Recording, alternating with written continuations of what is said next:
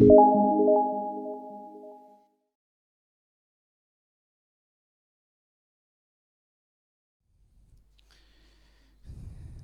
tenemos, hermanos? Hechos 4. Vamos a arrancar del versículo 5, si bien lo que continúa en la enseñanza es desde el 12 en adelante, pero estamos hablando de este día siguiente, de este juicio. Hechos capítulo 4, del 5 en adelante. Aconteció al día siguiente que se reunieron en Jerusalén los gobernantes, los ancianos y los escribas, y el sumo sacerdote Anás y Caifás, y Juan y Alejandro, y todos los que eran de la familia de los sumos sacerdotes.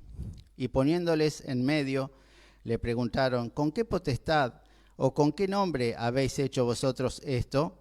Entonces Pedro, lleno del Espíritu Santo, les dijo: gobernantes del pueblo y ancianos de Israel, puesto que hoy se nos interroga acerca del beneficio hecho a un hombre enfermo, de qué manera éste haya sido sanado, sea notorio a todos vosotros y a todo el pueblo de Israel que en el nombre de Jesucristo de Nazaret, a quien vosotros crucificasteis y a quien Dios resucitó de los muertos, por él este hombre está en vuestra presencia sano. Este Jesús es la piedra reprobada que vosotros, los edificadores, la cual ha venido a ser cabeza del ángulo. Y en ningún otro hay salvación, porque no hay otro nombre bajo el cielo dado a los hombres en que podamos ser salvos. Entonces, viendo el denuedo de Pedro y de Juan, y sabiendo que eran hombres sin letras y del vulgo, se maravillaban y les reconocían que habían estado con Jesús. Y viendo al hombre que había sido sanado, que estaba en pie con ellos, no podían decir nada en contra. Entonces les ordenaron que salieran del concilio y conferenciaban entre sí diciendo: ¿qué haremos con estos hombres? Porque de cierto señal manifiesta ha sido hecha por ellos, notoria a todos los que moran en Jerusalén, y no lo podemos negar. Sin embargo, para que no se divulgue más entre el pueblo, amenacémosle, para que no hablen de aquí en adelante a hombre alguno en este nombre. Y llamándolos, les intimaron que en ninguna manera hablasen ni enseñasen en el nombre de Jesús. Mas Pedro y Juan respondieron diciéndoles: juzgad si es justo delante de Dios obedecer a vosotros antes que a Dios. Porque no podemos dejar de decir lo que hemos visto y oído. Ellos entonces les amenazaron y les soltaron, no hallando ningún modo de castigarles por causa del pueblo, porque todos glorificaban a Dios por lo que se había hecho, ya que el hombre en quien se había hecho este milagro de sanidad tenía más de 40 años. Amén. Hermanos, vamos a continuar con el estudio a partir del versículo 13. Esta mañana, no sé si tuvieron la oportunidad de escuchar, estuvo muy bueno la primera parte. Y ahí continuaba el juicio, estaban juzgando a Juan y a Pedro, porque los llamaron ante el concilio a preguntarle con qué nombre, por qué estaban alborotando al pueblo, cuando ellos realmente lo único que habían hecho era un bien, que habían sanado a un cojo de nacimiento. Y entonces se juntó el Sanedrín, como dice acá, las personas más importantes de la iglesia, gobernantes y la familia de los sumos sacerdotes, para interpelar a Pedro y a Juan. Entonces viene esta explicación que si Dios quiere vamos a tener desde el versículo 13 en adelante. Dice: entonces viendo el denuedo de Pedro y de Juan. Lo primero que vieron, que estas personas, estos pescadores, hablaban y actuaban con mucho denuedo, con mucha prestancia, con mucha convicción en lo que hacían, ¿no? Y ellos le llamaban: qué denuedo que tienen, qué constancia, qué polenta. Pero en realidad lo que estaba pasando es que estas personas, estos hermanos, Pedro, Juan, estaban impulsados por el Espíritu Santo. estaban llenos del Espíritu Santo. En el mismo versículo 4 dice, en el versículo 8 dice, entonces Pedro, lleno del Espíritu Santo, les dijo. Este Pedro que había negado al Señor, este Pedro que tembloroso ante una sirvienta dijo, no lo conozco, y empezó a maldecir al Señor, ahora lleno del Espíritu Santo, tenía el coraje de plantarse delante de las personas más importantes de su nación, las más influyentes, las que lo podían echar de la iglesia, de la congregación, y realmente anunciar el nombre de Jesucristo sin temor. No solo eso, les dijo, le acababa de decir, que lo vimos esta mañana, estamos hablando en el nombre de Jesucristo, al cual ustedes crucificaron y el cual resucitó. Dice, entonces esos llenos del Espíritu Santo estaban haciendo la obra. Dice el mismo versículo 13, continuando, y sabiendo que eran hombres sin letra y del vulgo, se maravillaban y les reconocían que habían estado con Jesús. Hermanos, estos hombres, ellos, los principales, los doctores de la ley, los instruidos, los capacitados, se maravillaban de que estos hombres vulgares, estos hombres sin estudio, estos hombres sin doctrina, sean tan corajudos como para mantener algo que ellos estaban odiando, que era el nombre del Señor Jesús en alto. ¿Y por qué tenían estos hombres esta sabiduría, esta rapidez para contestar, esta inteligencia? Pedro dijo esta mañana, mientras leíamos, acá se nos están acusando porque nosotros estamos haciendo cosas buenas. Entonces dejaba mal parado a todos ese Sanedrín, sin respuesta, sin palabra. Se estaban cumpliendo las palabras del Señor. Por ejemplo, la que en Lucas dice, pero antes de estas cosas os echarán mano y os perseguirán y os entregarán a las sinagogas y a las cárceles, y seréis llevados ante reyes y ante gobernadores por causa de mi nombre. Y esto os será ocasión para dar testimonio. Proponed en vuestros corazones no pensar antes cómo habéis de responder en vuestra defensa, porque yo os daré palabra y sabiduría, la cual no podrán resistir ni contradecir todos los que se opongan. Estas palabras del Señor se estaban haciendo realidad en la vida de Pedro y de Juan. Hermanos,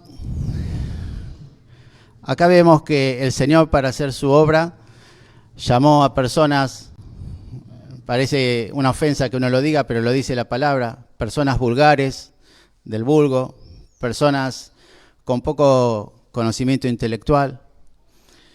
Y, hermanos, gracias que el Señor tiene esa forma bendita de elegir y de escoger a los siervos.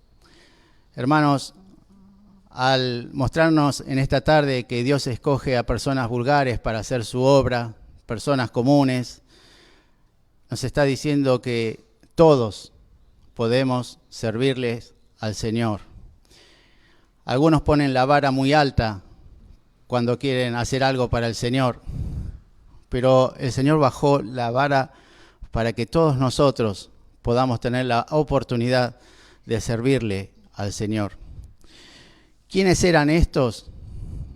Son los mismos que en 1 Corintios capítulo 1, versículo 26 en adelante dice así: Pues mirad, hermanos, vuestra vocación, que no sois muchos sabios según la carne, ni muchos poderosos, ni muchos nobles, sino que lo necio del mundo escogió Dios para avergonzar a los sabios, y lo débil del mundo escogió Dios para avergonzar a lo fuerte, y lo vil del mundo y lo menospreciado escogió Dios, y lo que no es, para deshacer lo que es, a fin de que nadie se jacte en su presencia.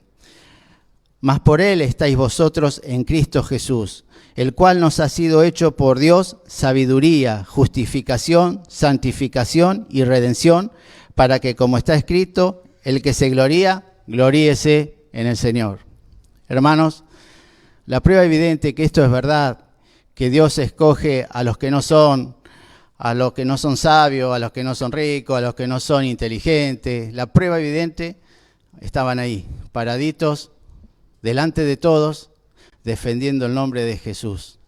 Y la prueba evidente que tú y yo podemos servirles al Señor es esta elección que siempre hace el Señor, para que nadie se jacte en su propia presencia. Así que nos escogió a nosotros, hermano. No éramos nada, no éramos muy inteligentes, que digamos, ni muy amados, ni muy lindos, por ustedes lo digo, ni por nada, no éramos nada. Y el Señor nos escogió para hacer la obra de Él, para que nadie se jacte en su propia presencia, para que nadie diga, porque yo hice esto, porque yo, gracias a mí. El Señor se gloria en la debilidad nuestra y se manifiesta cuando somos débiles. Diga el débil, fuerte soy. ¿Por qué? Porque el Señor se goza de actuar con personas débiles, para que nadie le robe la gloria al Señor. Cuando tenía que ir a batallas, el Señor decía, no, son muchos, mandalos a la casa. Y los mandaba a la mitad del ejército. No, siguen siendo muchos, sacados acá. ¿Por qué? Para que nadie piense que por su propia fuerza libraron la batalla, para que vean que es el Señor. Siempre fue el Señor así. Gracias a esa forma de ser del Señor es que tú estás aquí y que yo estoy en este lugar. Porque Él fue bueno y porque para siempre es su misericordia.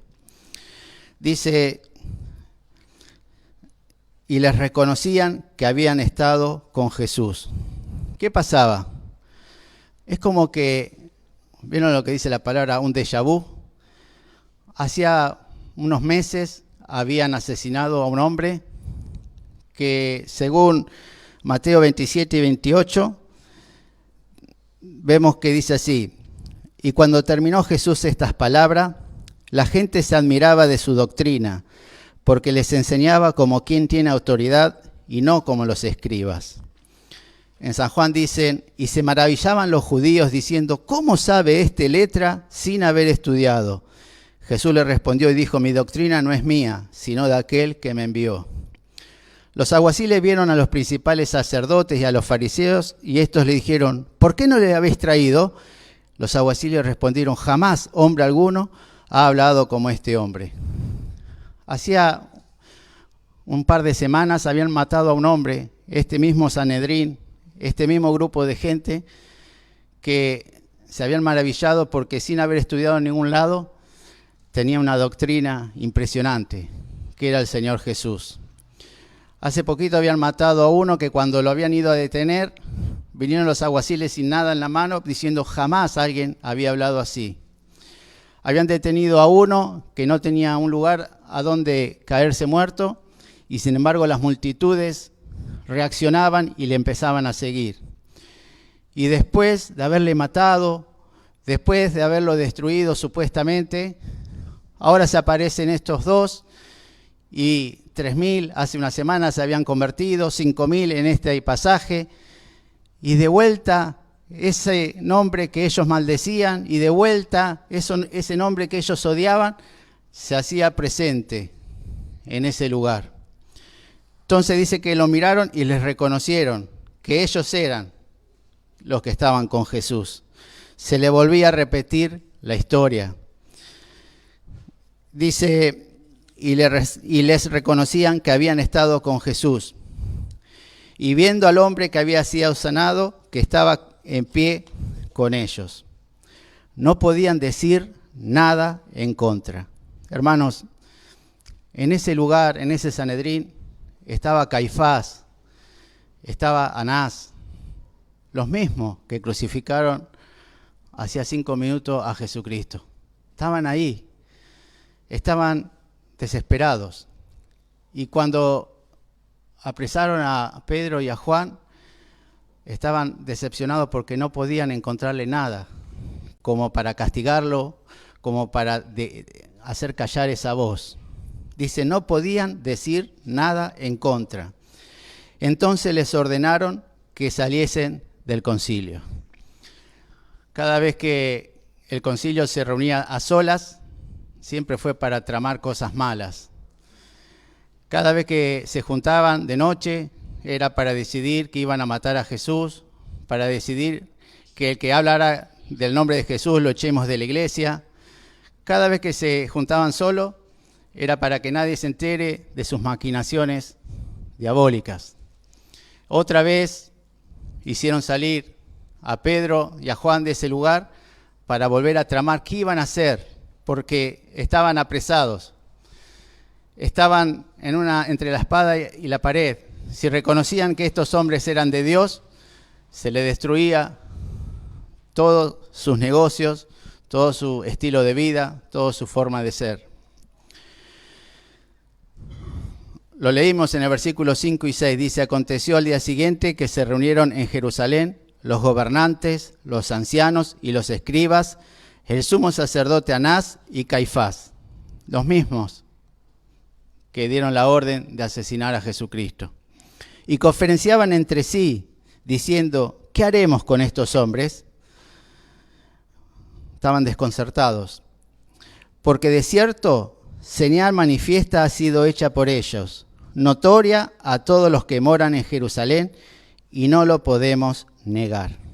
Hermanos, acá vemos cuando los milagros son realmente hechos por Dios, ¿no? Cuando los apóstoles son realmente los que Dios manda. Estos milagros nadie los podía negar.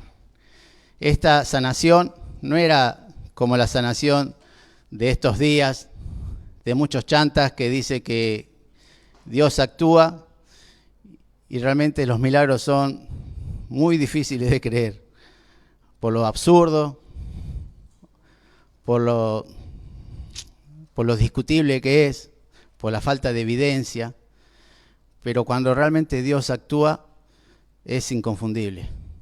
Se juntaron para buscarle el error y no podían negar que se había cometido un milagro de verdad. Ese cojo de nacimiento, 40 años estuvo parado en la puerta del templo, 40 años. Todos lo conocían. Sabían que no era parecido al ciego, que tuvieron que llamar a los padres porque siempre había sido ciego. Esto es lo mismo, era una evidencia terrible, que ellos mismos decían, no podemos negar que esto fue un milagro.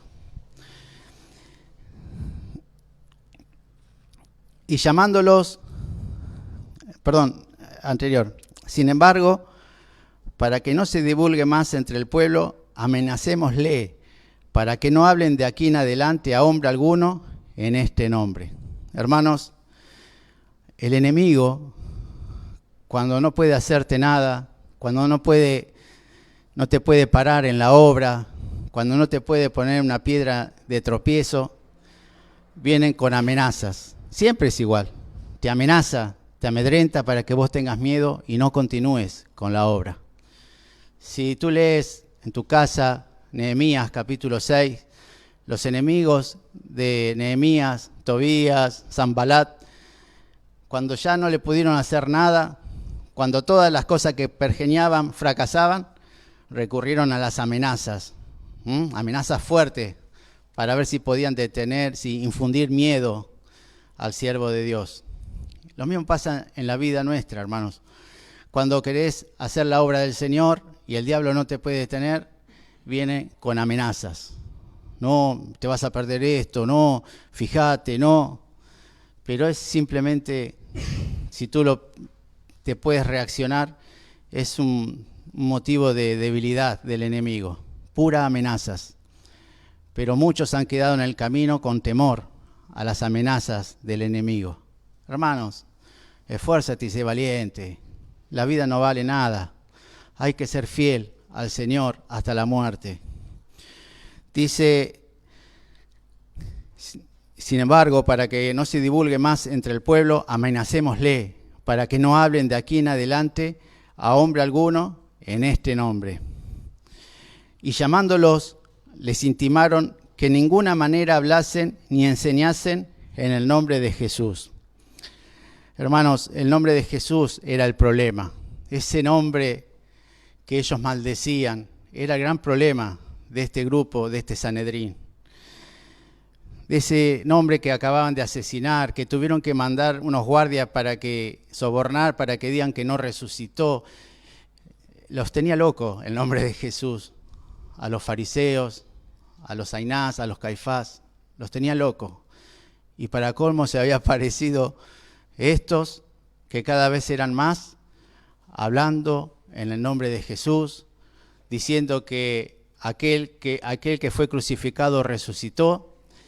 Y ¿saben qué? Lo más poderoso que vamos a ver ahora, ellos le daban toda la gloria y toda la honra a Dios. No canalizaban el milagro para atraer hacia sí mismo a nadie. Todos los llevaban a la vista, al cielo, a Dios, como tiene que hacer un verdadero hijo de Dios. Un intermediario entre nosotros y Dios no hay, porque ese es Jesucristo. Nosotros, el que quiera traer hacia sí alguna gloria, no está haciendo la obra del Señor, y lo vamos a ver en esta tarde.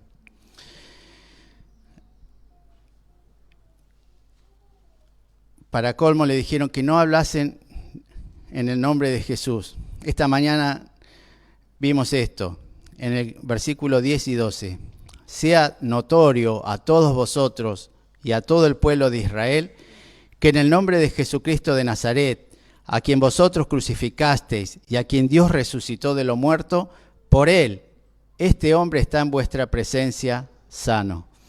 Este Jesús es la piedra reprobada por vosotros los edificadores, la cual ha venido a ser cabeza del ángulo, y en ningún otro hay salvación, porque no hay otro nombre bajo el cielo dado a los hombres en que podamos ser salvos. Hermanos,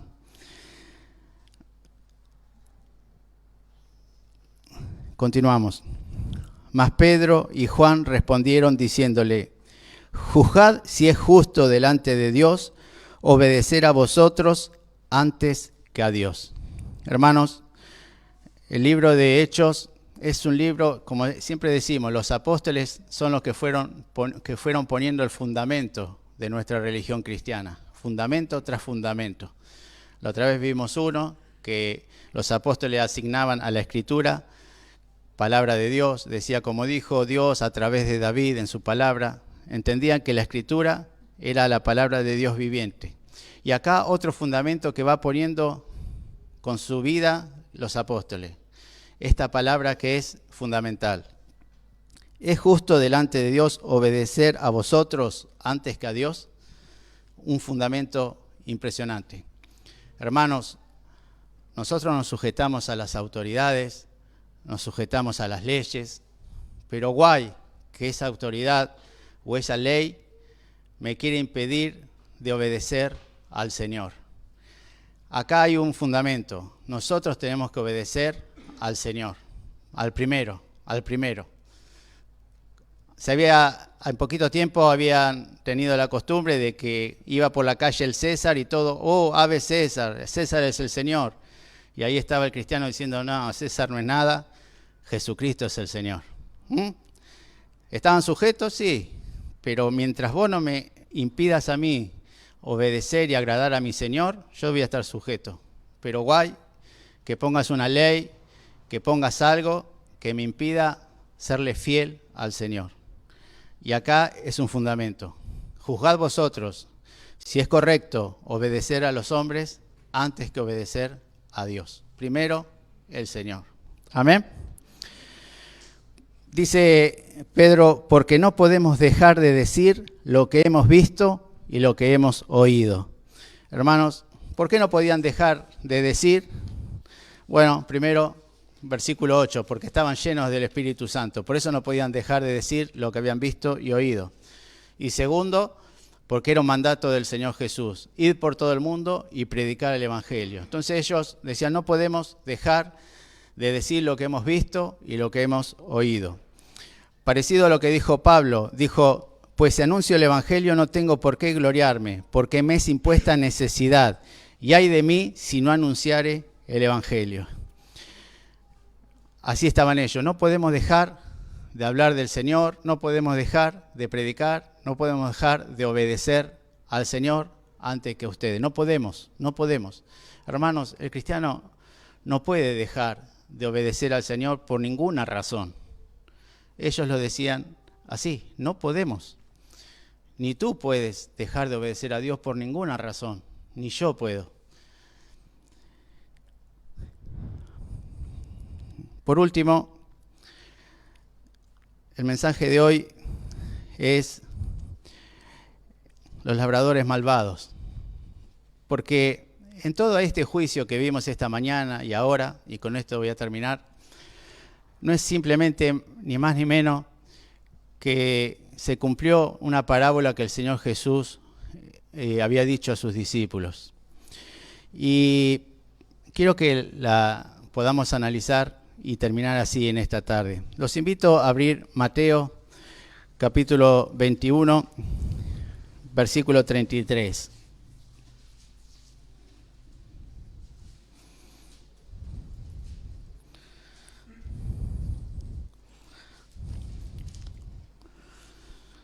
Mateo 21, 33. Dice así: Oíd otra parábola. Hubo un hombre, padre de familia, el cual plantó una viña, la cercó de vallado, cavó en ella un lagar, edificó una torre y la arrendó a unos labradores y se fue lejos. Hermanos, Jesucristo, el Señor, hizo todo en su obra. Escogió a su pueblo Israel, le dio las ordenanzas, le dio las leyes, les dio los mandamientos, le dio la forma que tenían que hacer para que sus pecados sean perdonados, los ritos, todo le dio, todo lo hizo el Señor. El Señor los escogió cuando no eran pueblo, los sacó de Egipto, formó Él al pueblo escogido, hizo todo. Pero de repente los sacerdotes, los fariseos, se apoderaron de la religión. Se apoderaron de la religión actual. Se hicieron los dueños. Y muy pronto sacaron de esa casa, de esa misma fe, a Dios. Lo sacaron a Dios de la religión. Se quedaron con un negocio.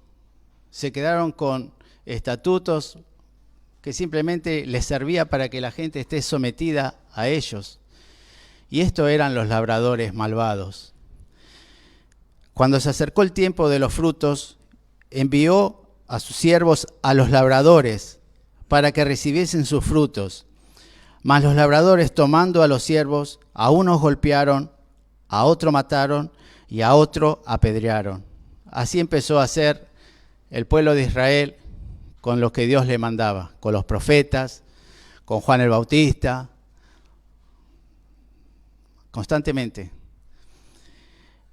Envió de nuevo otros siervos, más que los primeros, e hicieron con ellos de la misma manera. Finalmente les envió su hijo, diciendo: tendrán respeto a mi hijo. Mas los labradores, cuando vieron al hijo, dijeron entre sí: este es el heredero, venid, matémosle y apoderémonos de su heredad. Y tomándole, le echaron fuera de la viña y le mataron. Hermanos, esto hicieron los Caifases, los Anás, los gobernantes, los sacerdotes, el Sanedrín. Tomaron al hijo, lo sacaron fuera de Jerusalén y lo mataron. Dios había mandado a su precioso hijo y ellos lo echaron fuera de Israel, lo sacaron afuera y lo crucificaron. El padre dijo: tendrán respeto a mi hijo. Mas los labradores, cuando vieron al hijo, dijeron entre sí: este es el heredero, venid, matémosle y apoderémonos de su heredad. Y así se habían apoderado de la religión. Y así sacaron a Dios, el Creador, del camino, de la verdad y de la vida, para que todos los gentiles podamos llegar al Señor. Se apoderaron y lo convirtieron en un negocio, en una religión muerta, en una religión sin sentido, y echaron de esa religión a Dios. Y tomándole, le echaron fuera de la viña y le mataron. Cuando venga pues el señor de la viña, ¿qué hará a aquellos labradores? Le dijeron: A los malos destruirá sin misericordia y arrendará su viña a otros labradores que le paguen el fruto a su tiempo. Jesús le dijo, ¿no leísteis en las Escrituras? La piedra que desecharon los edificadores ha venido a ser cabeza del ángulo. El Señor ha hecho esto, y es cosa maravillosa a nuestros ojos. Estas palabras que dijo el Señor eran las que le repicaban en la cabeza a Pedro. Por eso Pedro a la mañana dijo, este Jesús es la piedra reprobada por vosotros los edificadores, la cual ha venido a ser cabeza del ángulo. Era lo que había dicho Jesús, que iba a suceder. El Señor ha hecho esto y es cosa maravillosa a nuestros ojos. Por tanto os digo, que el reino de Dios será quitado de vosotros y será dado a gente que produzca los frutos de él. Hermanos, en esa mañana o en esa tarde, en ese Sanedrín, esto era lo que estaba sucediendo. El reino de Dios iba siendo quitado de esos labradores malvados y simultáneamente iba a ir a estos hombres del vulgo que con valentía estaban hablando de nuestro Señor Jesucristo. Estaba saliendo la gloria de Dios y se estaba fundando la iglesia del Señor. Tú eres Pedro y sobre esta piedra edificaré mi iglesia. Lo que estaba sucediendo en esa mañana era, ellos son desobedientes, ellos le mataron, ellos hasta el día de hoy insultan a Jesucristo. Dice, el que cayere sobre esta piedra será quebrantado y sobre quien ella cayere le desmenuzará. Hermanos, ¿por qué esa mañana el Sanedrín se quedó sin palabra? ¿Por qué esa mañana no encontraron nada para juzgar? ¿Por qué esa mañana Pedro y Juan, dos hombres del vulgo, los dejaron locos, no pudieron hacerle nada, los tuvieron que soltar? Porque la gloria de Dios empezó a abandonarlos a ellos y empezó la iglesia cristiana y empezaron los escogidos de Dios y empezó el camino de salvación para todo aquel que cree. Eso era lo que estaba sucediendo. Lo que había profetizado el Señor Jesús se estaba cumpliendo.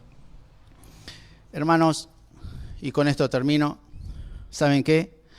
En la actualidad sigue habiendo iglesias cristianas evangélicas pastoreadas por labradores malvados que han sacado al Señor de la iglesia y se han puesto ellos para enseñorearse.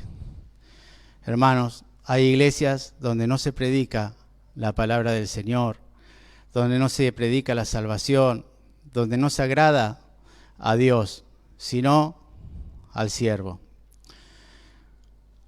Lo que más lamento que estos judíos que estaban crucificando a Jesús habían empezado con muchas ganas de cumplir las Escrituras, porque los fariseos nacieron así, defendiendo las Escrituras, y terminando en su religión, lo crucificaron a Jesucristo. Nosotros tenemos que abrir los ojos a esa verdad. Nosotros tenemos que, todos nosotros, procurar que en este lugar la gloria y la honra sean para Jesucristo de Nazaret, siempre, siempre. Hermanos, que no pase el tiempo, que no pasen los días y que de poco nos deslicemos. La gloria y la honra es para el Señor. Que nadie se jacte en su sola presencia. Amén. Yo lamento que ver tantos cristianos en estos días que se van de la iglesia heridos como ovejas que no tienen pastor. ¿Por qué? Porque los pastores no le quieren dar el fruto y la gloria a su Señor. Se están enseñoreando demasiado, hermano. Que Dios tenga misericordia de nosotros. Amén.